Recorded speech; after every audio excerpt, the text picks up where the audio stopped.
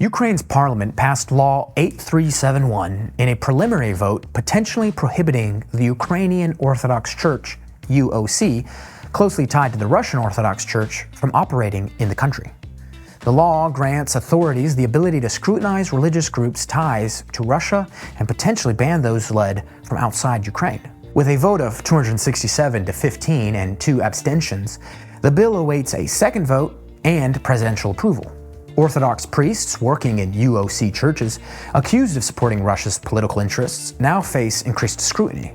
Accusations against priests have risen since the 2022 invasion, prompting legal and constitutional changes.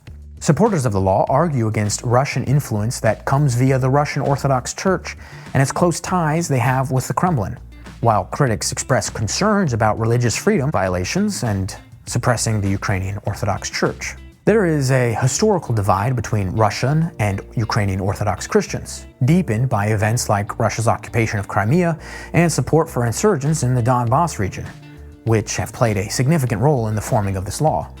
In 2019, the Orthodox Church of Ukraine, OCU, gained autocephaly, distancing itself from Russian influence and the UOC and adopting Ukrainian as its liturgical language. The Moscow-linked church, the UOC, claims the legislation targets them, violating freedom of religion, while the OCU asserts its independence. Legal delays, appeals, and socio-political implications accompany the potential full passage of the law, highlighting the intricate intersection of religion and politics in the region. Here in the United States, there is an evolving perspective of American evangelicals and their support for Ukraine in its conflict with Russia. Concerns range from the Ukrainian government's actions against religious institutions to doubts about U.S. support due to alleged religious persecution.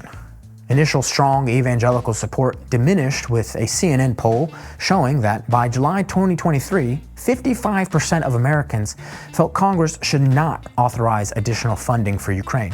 Shifting views are attributed to geopolitical considerations, attitudes toward Russian President Vladimir Putin, and eschatological beliefs.